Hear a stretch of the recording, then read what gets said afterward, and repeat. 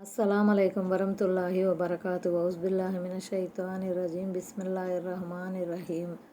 సూరా 8 అల్ అన్ఫాల్ 26-50 ఆయాతులు. అల్ అన్ఫాల్ అనగా యుద్ధ ప్రాప్తి. ఆయత్ నంబర్ 26. ఒకప్పటి మీ పరిస్థితిని కాస్త జ్ఞప్తికి తెచ్చుకోండి. అప్పట్లో మీరు అవనిలో అల్ప సంఖ్యలో ఉండేవారు, మరీ బలహీనులుగా పరిగణించబడేవారు. ప్రజలు మిమ్మల్ని మట్టుబెడతారేమోనని మీరు భయంతో బిక్కుబిక్కుమంటూ ఉండేవారు. అలాంటి పరిస్థితుల్లో అల్లా మీకు ఆశ్రయం ఇచ్చి తన సహాయంతో మీకు బలిమిని ఇచ్చాడు. మీకు పరిశుద్ధమైన ఆహార వస్తువులను ప్రసాదించాడు, మీరు కృతజ్ఞులై ఉండేందుకు. మక్కాలో ఇస్లాం సందేశ ప్రచారం మొదలుపెట్టిన తొలి దశలో ముస్లింల పరిస్థితి ఎలా ఉండేదో, అడుగడుగునా ఎటువంటి ప్రమాదాలు పొంచి ఉండేవో ఇక్కడ గుర్తు చేయబడింది. ఆ తర్వాత మదీనాకు ప్రస్థానం చేసిన పిదప ముస్లింలు నిలదొక్కుకోగలిగారు. మరికొన్నాళ్ల తర్వాత దైవ సహాయంతో ఓ తిరుగులేని శక్తిగా ఆవిర్భవించారు. ఆయత్ నంబర్ 27. ఓ విశ్వాసులారా, మీరు అల్లాహ్కు, ఆయన ప్రవక్తకు వారి హక్కుల విషయంలో ఉద్దేశపూర్వకంగా ద్రోహం తలపెట్టకండి. అప్పగింతల విషయంలో కూడా ద్రోహానికి పాల్పడకండి. అల్లాహ్ మరియు ఆయన ప్రవక్త హక్కుల విషయంలో ద్రోహం చేయటం అంటే నలుగురిలో ఉన్నప్పుడు విధేయత కనబరచి ఏకాంతంలో ఉన్నప్పుడు తద్భిన్నంగా వ్యవహరించటం అన్నమాట. వారు చేయమన్న వాటిలో దేన్నైనా పరిత్యజించటం, చేయకూడదన్న వాటిని ఉద్దేశపూర్వకంగా చేయటం కూడా ద్రోహబుద్ధి క్రిందికే వస్తుంది. ఇకపోతే అప్పగింతలు. ఎవరైనా తమ దగ్గర ఏదైనా వస్తువును గాని, నగదును గాని అమానతు, అప్పగింతగా భద్రపరిస్తే దానిని సంబంధిత వ్యక్తులు వచ్చేవరకు సురక్షితంగా ఉంచాలి. దానిని కాజేయకూడదు. అప్పగింతలను కాపాడవలసిందిగా అంతిమ దైవ ప్రవక్త సల్లల్లాహు అలైహి వసల్లం వారు పదే పదే తాకీదు చేశారు. తన ప్రసంగాలలో దైవ ప్రవక్త సల్లల్లాహు అలైహి వసల్లం తరచూ అప్పగింతలను కాపాడని, వానిలో విశ్వాసం లేదు, వాగ్దానాన్ని నిలబెట్టుకోని వానిలో ధర్మం లేదు అని నొక్కి వక్కాణించేవారని హదీసుల ద్వారా రూఢి అవుతుంది. ఆయత్ నంబర్ 28. మీ సిరి సంపదలు, మీ సంతానం మీ పాలిట ఒక పరీక్ష అన్న సంగతిని తెలుసుకోండి. అల్లా వద్ద గొప్ప పుణ్యఫలం ఉందన్న విషయాన్ని కూడా విస్మరించకండి. ఆస్తిపాస్తుల పట్ల, ఆలుబిడ్డల పట్ల గల మితిమీరిన మమకారమే మనిషిని ద్రోహానికి, ఖియానత్కు పాల్పడేలా చేస్తుంది. ధన వ్యామోహంలో దారుణంగా చిక్కుకున్నవాడే దైవానికి, దైవ ప్రవక్తకు ద్రోహం తలపెడతాడు. అందుకే సంపద, సంతానం మనిషికి ఒక పరీక్ష అని చెప్పడం జరిగింది. ఈ రెండింటి ద్వారా మనిషి పరీక్షించబడతాడు. ఒకవైపు మనిషి ఆస్తిపాస్తులను, ఆలుబిడ్డలను ప్రేమిస్తూనే మరోవైపు అమానతులను కాపాడతాడా లేదా, అల్లా పట్ల, ఆయన ప్రవక్త పట్ల నిష్కల్మషమైన అభిమానం కలిగి ఉంటాడా లేదా, తనపై మోపబడిన విధులను సజావుగా నిర్వర్తిస్తాడా లేదా, వీటన్నింటినీ అతను సక్రమంగా నెరవేరిస్తే దేవుడు పెట్టిన పరీక్షల్లో నెగ్గినట్లే, అన్యథా పరీక్ష తప్పినట్లే. ఇట్టి పరిస్థితుల్లో ఈ సిరి సంపదలు, ఈ కన్నబిడ్డలే అతని పరాభవానికి ప్రధాన కారణంగా నిలుస్తారు. ఆయత్ నంబర్ 29. ఓ విశ్వాసులారా, మీరు గనక అల్లాహ్ ఎడల భయభక్తులతో మెలిగినట్లయితే ఆయన మీకు నిర్ణయాత్మకమైన ఒక వస్తువును, ఫుర్ఖాన్ను ప్రసాదిస్తాడు. మీ పాపాలను మీ నుండి దూరం చేస్తాడు, మిమ్మల్ని క్షమిస్తాడు. ఆయన గొప్ప అనుగ్రహం కలవాడు. తక్వా, భయభక్తులు అంటే అసలేమిటి? దేవుడు చేయమన్న దాన్ని ఖచ్చితంగా చేయటం, చేయకూడదు అన్నదాని జోలికి పోకుండా జాగ్రత్త పడటం. ఫుర్ఖాన్ అంటే సత్యాసత్యాలను, ధర్మాలను స్పష్టంగా వేరుపరిచే గీటురాయి అని భావం. ఈ ఆయతకు భావం ఏమిటంటే, తక్వా, భయభక్తుల వల్ల మనసు కుదుటపడుతుంది, మనోనేత్రం తేజోవంతం అవుతుంది, సన్మార్గం స్పష్టంగా కనిపిస్తూ ఉంటుంది. తద్వారా మనిషి సందేహాలకు లోను కాకుండా ఉంటాడు. ఎక్కడైనా అస్పష్టత, సందిగ్ధం ఏర్పడితే, పెడత్రోవ పట్టే అనుమానం వస్తే తన మనోనేత్రం ద్వారా సత్యాలను వీక్షించి మరీ రుజుమార్గంలో పయనిస్తాడు. దైవ సహాయం, మోక్షం, సాఫల్యం అన్న భావంలో కూడా ఇది తీసుకోబడుతుంది. తక్వా ద్వారా ఈ ప్రయోజనాలన్నీ చేకూరుతాయి. వీటికి తోడు తప్పులు మన్నించబడతాయి. దేవుని మహదానుగ్రహం కూడా ప్రాప్తిస్తుంది. ఆయత్ నంబర్ 30. ఓ ప్రవక్త, సత్య తిరస్కారులు నీకు వ్యతిరేకంగా వ్యూహరచన చేసిన సంఘటనను కూడా గుర్తుకు తెచ్చుకో. నిన్ను బందీగా పట్టుకోవాలా, లేక నిన్ను హత్య చేయాలా, లేక నిన్ను దేశం నుంచి వెళ్ళగొట్టాలా అని వారు తమ తరపున ఎత్తులు వేస్తుండగా అల్లాపై ఎత్తులు వేస్తూ ఉన్నాడు. ఎత్తులు వేయడంలో అల్లా సాటి లేని మేటి. ఒకరోజు రాత్రి మక్కాలోని దారున్నద్వాలో సత్య తిరస్కారులు మహాప్రవక్త సల్లల్లాహు అలైహి వసల్లం వ్యతిరేకంగా పన్నిన పన్నాగం ఇది. ఎట్టకేలకు వారు ఒక నిర్ణయానికి వచ్చారు. దాని ప్రకారం వివిధ తెగలకు చెందిన యువకులు కలిసి ఆయనపై అందరూ ఒకేసారి దాడి జరిపి ఆయన్ని హత్య చేయాలి. దానివల్ల ప్రతి హత్యగా ఎవరూ హతమార్చబడరు. కాకపోతే ఎంతో కొంత రక్త పరిహారం ఇచ్చి వ్యవహారాన్ని పరిష్కరించుకోవచ్చని ఆ కుట్ర పన్నారు. ముందుగా వేసుకున్న పథకం ప్రకారం ఒకరోజు రాత్రి సంబంధిత యువకులంతా ఆయన సల్లల్లాహు అలైహి వసల్లం కోసం ఇంటి బయట ఎదురు చూడసాగారు. ఆయన సల్లల్లాహు అలైహి వసల్లం బయటికి రాగానే అకస్మాత్తుగా దాడి చేసి చంపాలని అనుకున్నారు. ఈ కుట్రను గురించి అల్లాహ్ ఆయన సల్లల్లాహు అలైహి వసల్లం ముందుగానే తెలియజేశాడు. ఆయన సల్లల్లాహు అలైహి వసల్లం ఇంటి నుంచి బయటకు వచ్చినప్పుడు ఒక గుప్పెడు మట్టిని తీసుకుని వారి తలలపై వేస్తూ వచ్చేశారు. ఆ క్షణాన ఆ దుర్మార్గులకు ఏమీ పాలుపోలేదు. దైవ ప్రవక్త సల్లల్లాహు అలైహి వసల్లం అక్కడి నుంచి సౌర్ గుహ వద్దకు చేరుకున్నారు. అవిశ్వాసుల ఎత్తులకు అల్లాహ్ వేసిన పై ఎత్తు ఇది. ఎత్తులు వేయటంలో, ప్రణాళిక రచన చేయటంలో అల్లాహ్ అందరికన్నా శ్రేష్ఠుడు. మూలంలో మక్ర్ అని ఉంది. మక్ర్ గురించి మరిన్ని వివరాలకు ఆలి ఇమ్రాన్ సూరాలోని 54వ ఆయతు వివరణ చూడండి. ఆయత్ నంబర్ 31. వారి ముందు మా ఆయతులను చదివి వినిపించినప్పుడు మేము విన్నాంలే, మేము గనక తలుచుకుంటే ఇలాంటి మాటలను మేము చెప్పగలం. ఇవి పూర్వీకుల నుంచి వస్తున్న కట్టుకథలు తప్ప మరేమీ కావు అంటారు. ఆయత్ నంబర్ 32. అంతేకాదు, ఓ అల్లాహ్, ఈ ఖురాన్ నిజంగా నీ తరపు నుండే వచ్చి ఉంటే మాపై ఆకాశం నుంచి రాళ్లవాన కురిపించు, లేదా మాపై ఏదైనా వ్యధాభరితమైన శిక్షను తీసుకురా అని కూడా అన్నారు. ఆయత్ నంబర్ 33. ఓ ప్రవక్త, వారి మధ్య నువ్వు ఉన్నంతకాలం అల్లాహ్ వారిపైకి శిక్షను తీసుకురాడు. వారు క్షమాపణకై వేడుకుంటూ ఉండగా కూడా అల్లాహ్ వారిని శిక్షించడు. ఏదైనా ఒక జాతి వారిని దైవ ప్రవక్త సంస్కరిస్తూ ఉండగా ఆ జాతి ప్రజలపై దేవుని శిక్ష రాదు. వారి మధ్య నుంచి ప్రవక్త నిష్క్రమించిన తరువాతే శిక్ష వచ్చి పడుతుంది. ఈ విధంగా మక్కాలో మహాప్రవక్త సల్లల్లాహు అలైహి వసల్లం ఉనికి అక్కడి అవిశ్వాసులకు ఒక వరంగా పరిణమించింది. అంటే భవిష్యత్తులో వారు ముస్లింలుగా మారి క్షమాపణ కోరుకుంటారని దీని భావం కావచ్చు. లేదా కాబా గృహ ప్రదక్షిణ చేసే సమయంలో మక్కాలోని ముష్రికులు క్షమించు ప్రభు, మమ్మల్ని క్షమించు అని వేడుకుంటూ ఉండటం వల్ల దేవుడు వారిపై ఒక్కసారిగా పెద్ద ఆపదను అవతరింపజేయకుండా దయతలచి ఉంటాడు. ఆయత్ నంబర్ 34. అల్లాహ్ వారిని శిక్షించకుండా ఎందుకు వదిలిపెట్టాలి? చూడబోతే వారు మస్జిదే హరాంకు ధర్మకర్తలు, ముతవల్లీలు కారు. అయినప్పటికీ జనులను మస్జిదే హరాంకు రాకుండా అడ్డుకుంటున్నారు. అల్లాహ్ భీతిపరులు తప్ప మరొకరు దానికి ధర్మకర్తలు కాలేరు. కానీ వారిలో చాలామందికి ఈ సంగతి తెలీదు. మక్కాలోని ముష్రిక్కులు తమను తాము కాబాగృహ ముతవల్లీలుగా తలపోసేవారు. అందువల్ల వారు తాము ఇష్టపడిన వారిని కాబాగృహ ప్రదక్షిణకు అనుమతించి తాము ఇష్టపడిన వారిని అక్కడికి రాకుండా ఆపేవారు. ఆ విధంగా వారు ముస్లింలను కూడా మస్జిదే హరాంను సందర్శించకుండా నిలువరించారు. మరి చూడబోతే వారు దానికి ముతవల్లీలు కానే కారు, బలవంతంగా పెత్తందారులై కూర్చున్నారు. దానిపై అల్లాహ్ ఏమన్నాడంటే, సజ్జనులు మాత్రమే ఈ పవిత్ర గృహానికి ధర్మకర్తలు కాగలరు. అవిశ్వాసులకు, బహుదైవారాధకులకు దీని అర్హత లేదు. ఈ ఆయతులో వారికి పరాభవం, ఓటమి కలుగుతాయని ఉంది. అంటే ముస్లింలకు లభించే మక్కా విజయం అన్నమాట. ఆ రోజు అవిశ్వాసుల ముఖాలు మాడిపోతాయి. వారు అవమాన భారంతో కుమిలిపోతారు. ఇంతకు ముందు ఆయతులో ప్రవక్త ఉండగా ఆ జాతిపై ఆపద విరుచుకుపడదు అని అనబడింది కదా అన్న సందేహం జనించవచ్చు. అంటే జాతి జనులందరినీ రూపుమాపే పెద్ద తరహా విపత్తులు రావు. కాకపోతే వారి వెకిలి చేష్టల ఫలితంగా వారి మెడలు వంచే శిక్షలు వారిపై వస్తూ ఉంటాయి. అవి ఒక విధంగా వారి పాలిట హెచ్చరికల్లాంటివి. వాటిని చవిచూసిన తర్వాతైనా వారు గుణపాఠం నేర్చుకోవాలి. ఆయత్ నంబర్ 35. కాబా గృహం వద్ద వారు చేసే నమాజ్ ఈలలు వేయటం, చప్పట్లు చరచడం తప్ప మరొకటి కాదు. కనుక మీరు ఒడిగట్టిన తిరస్కార వైఖరికి ప్రతిఫలంగా ఈ శిక్షను చవిచూడండి. మక్కా ముష్రిక్కులు, బహుదైవారాధకులు నగ్నంగా కాబాగృహ ప్రదక్షిణ జరపడంతో పాటు అలగాజనుల మాదిరిగా ఈలలు వేసి చప్పట్లు కొట్టి పిచ్చి పిచ్చిగా గంతులు వేసేవారు. తమ ఈ చేష్టల్ని దైవారాధనగా తలపోసేవారు. ఈ పిచ్చి నేటికీ కొంతమంది మూర్ఖ సూఫీలలో ఉంది. వారు తమ ఆశ్రమాల వద్ద, ఆస్థానాల దగ్గర, మస్జిదుల దగ్గర ఇలాంటి పూనకాలకు పాల్పడుతుంటారు. డప్పులు వాయించటం, పూనకంతో ఊగిపోవటం అక్కడ మామూలే. దాన్నే వారు తమ నమాజుగా చెప్పుకుంటారు. మైమరచిన నాట్యంతో మా ప్రియనేస్తాన్ని అల్లాహ్ను మెప్పిస్తామని సగర్వంగా చెప్పుకుంటుంటారు. అల్లాహ్ మన్నించుగాక.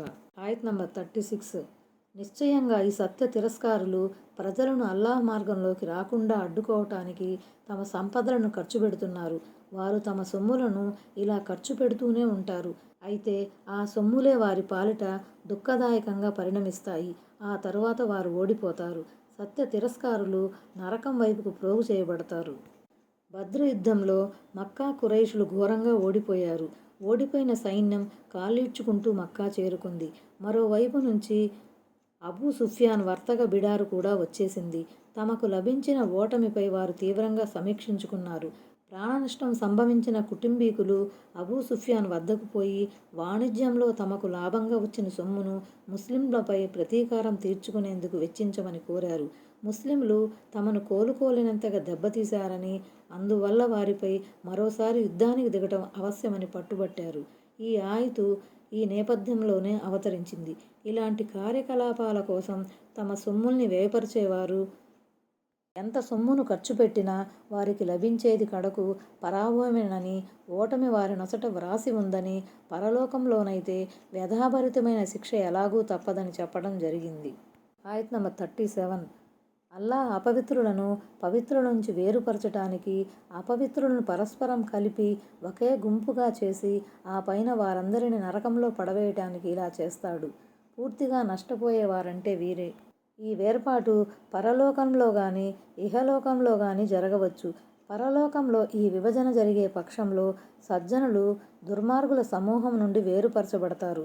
దివ్య ఖురాన్లో సెలవీయబడినట్లు, ఓ అపరాధులారా, ఈరోజు మీరు వేరైపోండి అని అనబడుతుంది. సూరా యాసీన్ 59. అంటే సజ్జనుల నుండి అపరాధులను, అవిశ్వాసులను, ముష్రిక్కులను, అవిధేయులను ఏరివేసి వారందరినీ ఒక గుంపుగా చేసి నరకంలోకి నెట్టివేయడం జరుగుతుంది. లేదా ఇహలోకంలోనే వారికి ఇది వర్తిస్తుందని అనుకుంటే దీని భావం ఇది. అవిశ్వాసులు అల్లాహ్ మార్గం నుంచి ప్రజలను నిరోధించటానికి ఎంత సంపదను వెచ్చిస్తారో వెచ్చించనివ్వండి. మేము వారికి ఈ అవకాశం ఇస్తాము. ఈ విధంగా మేము మేలి రకపు సరకు నుంచి తప్ప తాలును వేరుపరుస్తాము. అవిశ్వాసులను విశ్వాసుల నుంచి, కపటులను నిష్కల్మష మనస్కుల నుంచి విభజిస్తాము. ఈ విధంగా చూసినప్పుడు ఈ ఆయతు ద్వారా లభించే సారాంశం ఏమిటంటే, అవిశ్వాసుల ద్వారా మేము మిమ్మల్ని పరీక్షిస్తాము. వారు మీపై యుద్ధానికి వస్తారు. తమ సిరి సంపదలని మీకు వ్యతిరేకంగా విరివిగా వ్యయపరుస్తారు. అపవిత్రులను పవిత్రుల నుండి ఏరిపారేయడానికి ఈ ప్రక్రియ అవసరం. ఆయత్ నంబర్ 38. ఓ ప్రవక్త, ఈ అవిశ్వాసులకు చెప్పు, వారు గనక మానుకుంటే గతంలో వారి వల్ల జరిగిన పాపాలన్నీ క్షమించబడతాయి. ఒకవేళ వారు మళ్ళీ అదే వైఖరిని అవలంబిస్తే గత జాతులపై విధించబడిన ఉత్తర్వుల ఉపమానం ఉండనే ఉంది. మానుకోవటం అంటే గత వైఖరిని మానుకొని ఇస్లాం జీవన విధానాన్ని అవలంబించడం అని భావం.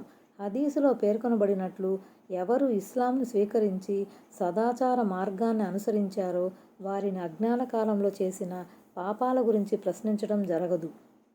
మరెవరు ఇస్లాం స్వీకరించిన తర్వాత కూడా చెడులను విడనాడలేదో వారు గతంలో చేసిన పాపాలను గురించి, ఆ తర్వాత చేసిన పాపాలను గురించి కూడా ప్రశ్నించబడతారు. ఇస్లాం గతంలోని పాపాలన్నింటినీ తుడిచిపెడుతుందని వేరొక హదీసులో ఉంది. అంటే వారు తమ అవిశ్వాసంపై, వైరభావంపై మొండికేస్తే వారి పర్యవసానం తీవ్రంగా ఉంటుంది. అటువంటి అసత్యవాదులను శిక్షించి సజ్జనులకు రక్షణ కల్పించడం దేవుని సంప్రదాయం. ఆలస్యంగానైనా సరే అది అపరాధులపై పట్టు బిగించడం ఖాయం. ఆయత్ నంబర్ 39. ఫిత్నా, షిర్క్ సమసిపోనంత వరకు, ధర్మం మొత్తం అల్లాహ్దే అయిపోనంత వరకు వారితో పోరాడండి. ఒకవేళ వారు గనక తమ వైఖరిని మానుకుని దారికి వస్తే అల్లాహ్ వారి కర్మలను చూస్తాడు. అరబ్బీలో ఫిత్నా అనబడింది. ఫిత్నా అంటే ఇక్కడ షిర్క్, బహుదైవారాధన అని భావం. ఈ షిర్కు నిర్మూలించబడనంత వరకు దానికి వ్యతిరేకంగా పోరాడుతూ ఉండాలి.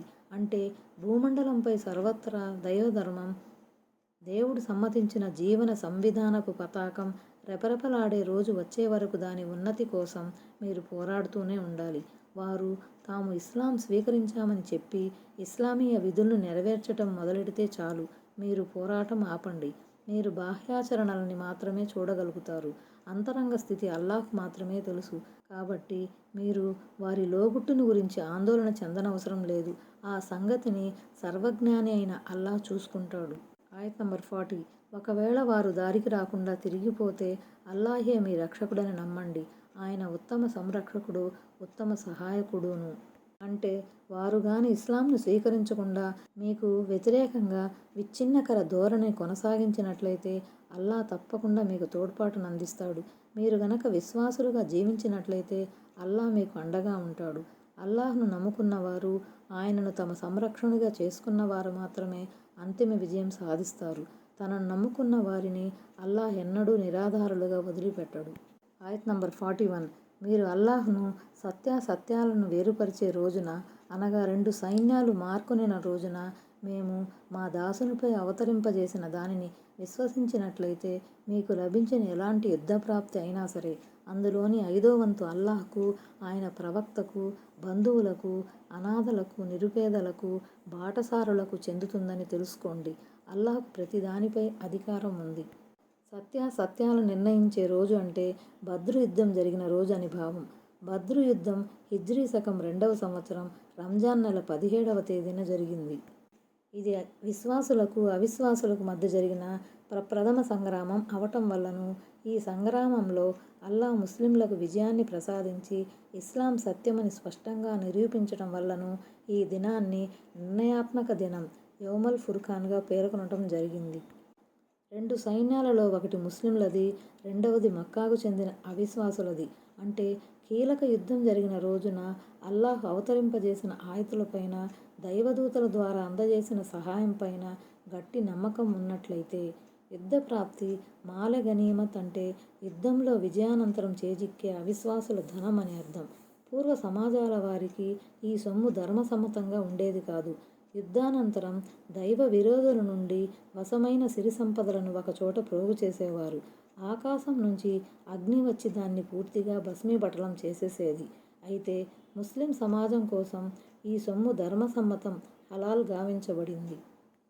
యుద్ధం జరగకుండానే ఒడంబడికల ద్వారా, కప్పం ద్వారా, జిజ్యా ద్వారా వసూలు అయ్యే సొమ్ములను ఫైగా వ్యవహరిస్తారు. ఒక్కోసారి యుద్ధ ప్రాప్తి కూడా ఫైగా వ్యవహరించబడుతుంది. ఈ సొమ్ము ఎక్కువ పరిమాణంలో ఉన్నా, తక్కువ పరిమాణంలో ఉన్నా, అది ఖరీదైనదైనా, అతి సామాన్యమైనదైనా దాన్నంతటినీ ఒకచోట ప్రోగు చేసి నిర్ణీత పద్ధతి ప్రకారం విభజించటం జరుగుతుంది. వాటాలు పంపిణీ కానంత వరకు ఏ సైనికుడు తనకు దొరికిన ఏ వస్తువును తన దగ్గర ఉంచుకోలేడు. వాస్తవానికి అల్లాహ్కు ఏ వస్తువు అక్కర్లేదు. కాకపోతే ప్రతిదీ అల్లాహ్ ప్రసాదితమే గనక, ఆయన ఆజ్ఞలే శిరసావించబడతాయి గనక ఇక్కడ అల్లాహ్ వాటా అని అనబడింది. యథార్థానికి అల్లాహ్ మరియు ఆయన ప్రవక్త వాటా అంటే అది ఒకే వాటా. యుద్ధప్రాప్తిగా లభించిన సొమ్మును 5 భాగాలుగా విభజించి 4 భాగాలు యుద్ధంలో పాల్గొన్న ముస్లిం యోధుల మధ్య పంచబడతాయి. వీటిలో కూడా కాలినడకన యుద్ధానికి వచ్చిన వారికి 1 వంతు, వాహనం ద్వారా యుద్ధంలో పాల్గొన్న వానికి 3 వంతులు లభిస్తాయి. ఖుముస్గా వ్యవహరించబడే 5వ భాగం దైవ ప్రవక్త సల్లల్లాహు అలైహి వసల్లం అధీనంలోకి వస్తుంది. ఆ 5వ భాగం కూడా మరో 5 భాగాలుగా విభజించబడుతుంది అని అనబడింది. అందులో నుంచి 1 భాగం దైవ ప్రవక్త సల్లల్లాహు అలైహి వసల్లంకు చెందుతుంది. ఈ భాగంలో నుంచి దైవ ప్రవక్త సల్లల్లాహు అలైహి వసల్లం తాను కోరిన ముస్లింల కోసం ఖర్చు పెట్టగలరు. నాకు లభించిన 5వ భాగం కూడా ముస్లింల శ్రేయస్సు కొరకు వెచ్చించబడుతుందని దైవ ప్రవక్త సల్లల్లాహు అలైహి వసల్లం సెలవీయటం గమనార్హం. 2వ భాగం దైవ ప్రవక్త సల్లల్లాహు అలైహి వసల్లం బంధువులకు లభిస్తుంది. 3వ భాగం తండ్రి లేని బిడ్డలకు దక్కుతుంది. 4వ, 5వ భాగాలు వరుసగా నిరుపేదలకు, బాటసారులకు చెందుతాయి. ఈ ఖుముస్ సొమ్ము సమయ సందర్భాలను బట్టి ఖర్చు చేయబడాలని పండితులు చెబుతారు. ఆయత్ నంబర్ 42. ఆ సమయంలో మీరు దగ్గరలో ఉన్న అంచున ఉన్నారు, వారు దూరాన ఉన్న అంచున ఉన్నారు. బిడారు మాత్రం మీకు దిగువన ఉంది. ఒకవేళ మీరు గనక పరస్పరం తీర్మానం చేసుకుని ఉంటే నిర్ధారిత సమయానికి అక్కడ చేరుకునే విషయంలో మీరు విభేదించుకునేవారు. కానీ అల్లాహ్ ముందే నిర్ణయించబడిన ఒక పనిని చేసి తీరటానికి, నాశనమయ్యేవాడు స్పష్టమైన ఆధారంపై నాశనం అవడానికి, బ్రతికి ఉన్నవాడు కూడా స్పష్టమైన ప్రమాణంపై బ్రతికి ఉండడానికి గాను ఈ విధంగా వ్యూహరచన చేశాడు. నిశ్చయంగా అల్లాహ్ అంతా వినేవాడు, అన్నీ తెలిసినవాడు. అంటే మదీనా నగరానికి చేరువలో ఉన్న అంచు కాగా, అవిశ్వాసులు దీనికి దూరాన ఉన్న మరో అంచున ఉన్నారు. మూలంలో దున్యా, కుస్వా అనే 2 పదాలు వచ్చాయి. దున్యా అనేది దునువ్వన్ నుంచి ఏర్పడింది, సమీపంలోనిది అని దీని అర్థం. కుస్వా అంటే దూరంగా ఉన్నది అని అర్థం. బిడారు అంటే అబూ సుఫ్యాన్ సారథ్యంలో సిరియా నుంచి మక్కా నగరం వైపుకు సాగిపోతున్న వర్తక బిడారు. అసలు ఆ వర్తక బిడారును అటకాయించే లక్ష్యంతోనే ముస్లింలు బయలుదేరారు. ఈ బిడారు పశ్చిమ దిక్కున పర్వతానికి చాలా దూరాన పల్లపు ప్రాంతంలో ఉంది. కానీ యుద్ధం జరిగిన బద్ర్ క్షేత్రం మాత్రం మెరక ప్రదేశంలో ఉంది. అంటే యుద్ధం పలానా తేదీన పలానా చోట జరగాలి అని ఉభయ వర్గాల వారు ముందుగానే నిశ్చయించుకుని ఉంటే బహుశా ఏదో ఒక వర్గం యుద్ధాన్ని దాటివేసే యత్నం చేసి ఉండేదేమో. అయితే నిర్ణయాత్మకమైన ఈ యుద్ధం జరిగి తీరాల్సిందేనని దేవుడు రాసిపెట్టేశాడు. అందుచేత ఇరు వర్గాల వారు బద్ర్ అనే స్థలంలో వండొకరిని ఎదుర్కొనక తప్పని పరిస్థితులు సృష్టించబడ్డాయి. అల్లాహ్ ప్రణాళికను అనుసరించి బద్రు రణరంగంలో ఇరు వర్గాల వారు ముఖాముఖి కావలసి వచ్చింది. ఆ యుద్ధం తర్వాత విశ్వాసం, ఈమాన్పై బ్రతికి ఉన్న వారికి ఇస్లాం ఒక సత్యధర్మం అన్న సంగతి తెలిసిపోవాలి. అతను కడదాకా ఆ సత్యంపై జీవించాలి. ఈ సత్యధర్మం పట్ల అతను ఎన్నడూ ఊగిసలాటకు లోను కాకుండా ఉండాలి. ఎందుకంటే బద్రు సంగ్రామంలో అతను సత్యాన్ని కళ్ళారా చూశాడు కాబట్టి. అలాగే ఎవరైనా అవిశ్వాసం, కుఫ్రుపై వధించబడితే వారు ఎన్నుకున్న మార్గం అపమార్గం అన్న సంగతి కూడా ఈ యుద్ధంలో స్పష్టమైపోయింది. ఆయత్ నంబర్ 43. ఓ ప్రవక్త, ఆ సమయంలో అల్లాహ్ నీ కలలో వారి సంఖ్యను అల్పంగా చేసి చూపించాడు. వారిని అధిక సంఖ్యలో చూపి ఉంటే మీరు జడుసుకొని ఈ వ్యవహారంలో మీరు పరస్పరం గొడవపడి ఉండేవారు. అయితే అల్లాహ్ మిమ్మల్ని కాపాడాడు. నిశ్చయంగా ఆయన గుండెల్లోని గుట్టును సైతం బాగా ఎరిగినవాడు. మహాప్రవక్త సల్లల్లాహు అలైహి వసల్లం గారు స్వప్నంలో అవిశ్వాసులు బహు కొద్దిమంది ఉన్నట్లు చూశారు. ఆ విషయమే ఆయన సల్లల్లాహు అలైహి వసల్లం తన సహచరులకు చెప్పారు. దీంతో ప్రియ సహచరుల ఆత్మవిశ్వాసం పెరిగింది. ఒకవేళ అవిశ్వాసులు చాలామంది ఉన్నారన్న సంగతి వారికి తెలిస్తే వారు ధైర్యం కోల్పోయేవారు. యుద్ధం చేయాలా వద్దా అని వారు తటపటాయించేవారు. ఈ 2 విపత్తుల నుంచి కూడా అల్లాహ్ వారిని కాపాడాడు. ఆయత్ నంబర్ 44. నిర్ణయించబడిన కార్యాన్ని పూర్తి చేసేందుకు మీరు పరస్పరం మార్కొన్న విషయంలో అల్లాహ్ మీ కళ్లకు వారి శత్రువులు కొద్దిమందిగా కనిపించేలా చేశాడు. అదే సమయంలో వారి కళ్లకు కూడా మిమ్మల్ని కొద్దిమందిగానే చూపించాడు. సమస్త వ్యవహారాలు అల్లాహ్ వైపుకే మళ్లించబడతాయి. అల్లాహ్ సంకల్పించినది జరిగి తీరటానికి గాను పరిస్థితుల స్వరూపం ఈ విధంగా మలచబడింది. ముస్లింలు కూడా ముష్రిక్కులకు చాలా కొద్దిమందికి కనిపించేలా చేయటంలోని మర్మం ఏమిటంటే, ఒకవేళ ముస్లింలు భారీ సైన్యంగా వారి కంటికి కానవచ్చి ఉంటే బహుశా వారు యుద్ధం చేయకుండా తోక ముడిచేవారేమో. యుద్ధానికి ముందు ముస్లింలు వారి కంటికి గుప్పెడు మనుషులుగానే కానవచ్చారు. తీరా యుద్ధం మొదలయ్యాక పరిస్థితి మారిపోయింది. ముస్లింలు తమకన్నా రెట్టింపు ఉన్నట్లు అవిశ్వాసులకు అనిపించింది. ఆలి ఇమ్రాన్ సూరాలోని 13వ ఆయతు ద్వారా ఈ విషయం రూఢి అయ్యింది. ముస్లింల పట్ల అవిశ్వాసుల గుండెల్లో దడ పెంచటానికే దైవికంగా ఇలా జరిగింది. అంటే తొలుత అవిశ్వాసుల్లో సమరోత్సాహాన్ని నూరిపోసి తీరా కథన రంగంలో కాలు దువ్విన పిమ్మట వారి ఉత్సాహాన్ని నీరుగార్చాలి. ఇది ఈ సందర్భంగా అల్లాహ్ తరపున అవలంబించబడిన రణనీతి. ఆయత్ నంబర్ 45. ఓ విశ్వాసులారా, మీరు ఏ ప్రత్యర్థి సైన్యాన్ని అయినా ఎదుర్కోవలసి వచ్చినప్పుడు నిలకడ చూపండి. అత్యధికంగా అల్లాహ్ను స్మరించండి. తద్వారా మీకు విజయం ప్రాప్తించవచ్చు.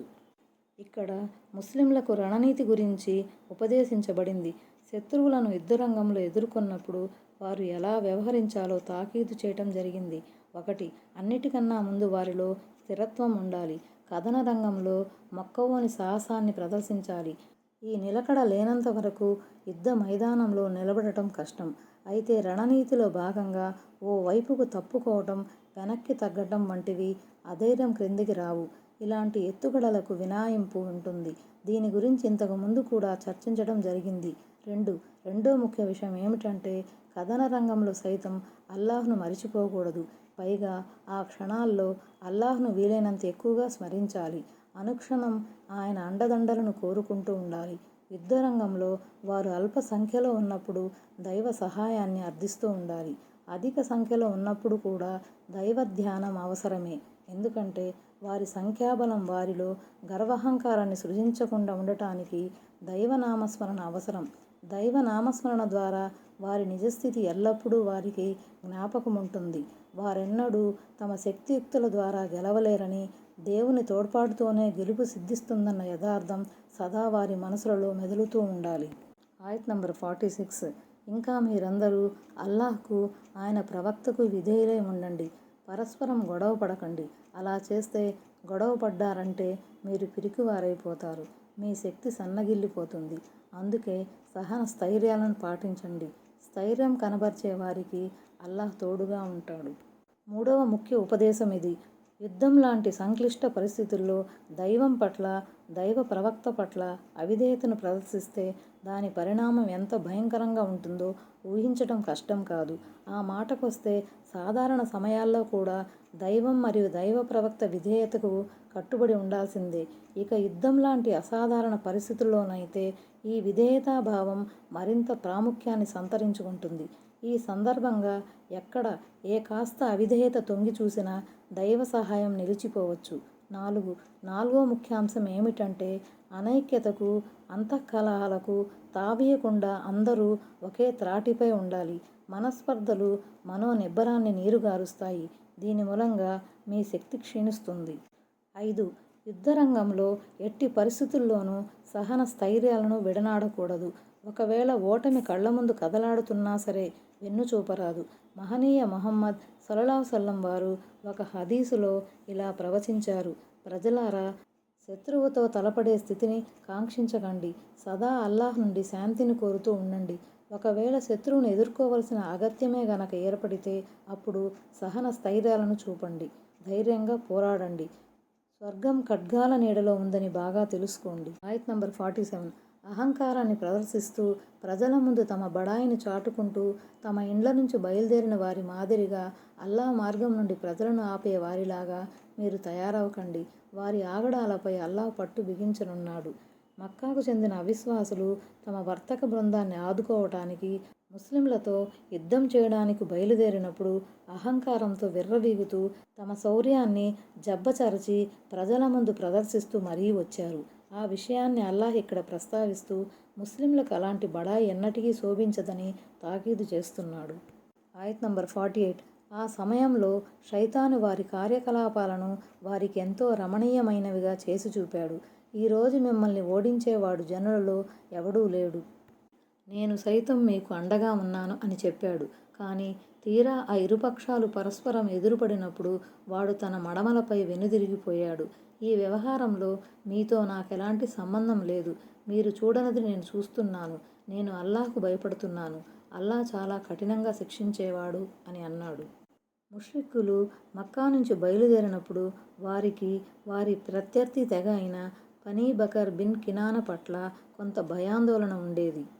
ఆ తెగవారు వెనక నుంచి వచ్చి తమను చుట్టుముడతారేమోనని ముష్రిక్కులు అనుమానించారు.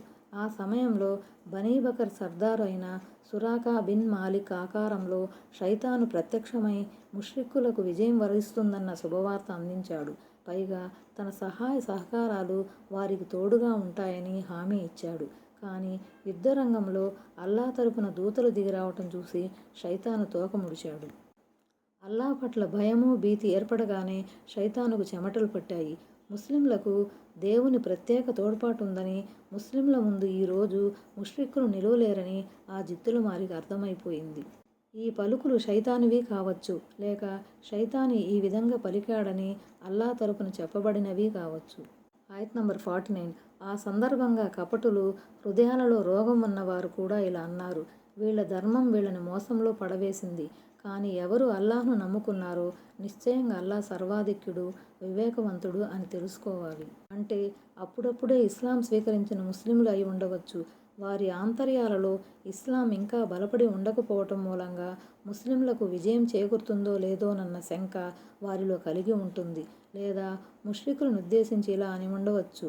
లేదా మదీనాలో నివసించే యూదుల్ని ఉద్దేశించి ఈ విధంగా అని ఉండవచ్చు. అంటే గుప్పెడు మంది, సరైన ఆయుధాలు కూడా లేకుండా అంత పెద్ద సైన్యాన్ని ఎలా ఎదుర్కోవాలని వీళ్ళు బయలుదేరారు. వీళ్ళు విశ్వసిస్తున్న ధర్మం వీళ్ళని మోసంలో పడవేసింది. వీళ్ళు మత పిచ్చిలో పడి వివేచనను కోల్పోతున్నారు. ఏమాత్రం ఇంగిత జ్ఞానం లేకుండా కేవలం ఆవేశంతో దూసుకుపోతున్నారని మొసలు కన్నీరు కార్చసాగారు. శక్తిమంతుడైన అల్లాహ్ను నమ్ముకున్న విశ్వాసుల సహన స్థైర్యాల సంగతి ఈ ప్రాపంచిక పూజారులకు ఏం తెలుసు? ఏ ఏ మార్గాల నుంచి అల్లాహ్ తోడ్పాటును అందిస్తాడో, ఏ దిశ నుంచి శత్రువుల వెన్ను విరుస్తాడో ఈ సందేహాల స్వాములకు ఇంకా తెలియదు. తెలిస్తే వారు ఇలాంటి కాకి లెక్కలు వేయరని అన్నది ఈ పలుకుల సారాంశం. ఆయత్ నంబర్ 50. ఓ ప్రవక్త, దూతలు సత్య తిరస్కారుల ప్రాణాలు తీస్తూ ఉన్నప్పటి దృశ్యాన్ని నువ్వు చూడగలిగితే ఎంత బాగుండు. వారు వాళ్ళ ముఖాలపై పిరుదులపై కొడుతూ ఉంటారు. ఇంకా ఇలా అంటూ ఉంటారు, ఇదిగో దహించి వేసే శిక్షను చవిచూడండి. కొంతమంది ఖురాన్ వ్యాఖ్యాతలు బద్ర్ యుద్ధంలో హతులైన ముష్రికుల గురించి ఈ విధంగా చెప్పబడిందని అభిప్రాయపడ్డారు. హజ్రత్ ఇబ్న్ అబ్బాస్ రజియల్లాహు అన్హు కథనం. ముష్రికులు ముస్లిం యోధుల వైపుకు దూసుకు వచ్చినప్పుడు ముస్లింలు తమ ఖడ్గాలతో వారి ముఖాలపై వేటు వేసేవారు. ఆ దెబ్బల నుంచి తప్పించుకోవటానికి ముష్రికులు వీపు తిప్పుకుని పారిపోయే యత్నం చేసేవారు. అప్పుడు దైవదూతలు వారి పిరుదులపై ఖడ్గాలతో వాయించేవారు. అయితే ఈ ఆయతు సర్వసాధారణమైంది. దైవ వచనాలను త్రోసిపుచ్చిన అవిశ్వాసులు, ముష్రికులందరికీ ఇది వర్తిస్తుంది. దీని భావం ఏమిటంటే, మరణ ఘడియలలో దైవదూతలు వారి ముఖాలపై పిరుదులపై కొడతారు. అల్-అన్ఆమ్ సూరాలో చెప్పబడినట్లు. దైవదూతలు వారిని కొట్టడానికి తమ చేతుల్ని చాపుతారు. 93. ప్రళయ దినాన అవిశ్వాసులను నరకం వైపుకు తీసుకుపోతున్నప్పుడు ఈ విధంగా కొడతారని, అప్పుడు నరకద్వార పాలకుడు, సరే ఇక దహించే శిక్షను అనుభవించండి అని అంటాడని మరికొంతమంది విద్వాంసులు వ్యాఖ్యానించారు. అస్సలాము అలైకుం వరహ్మతుల్లాహి వబరకాతుహు.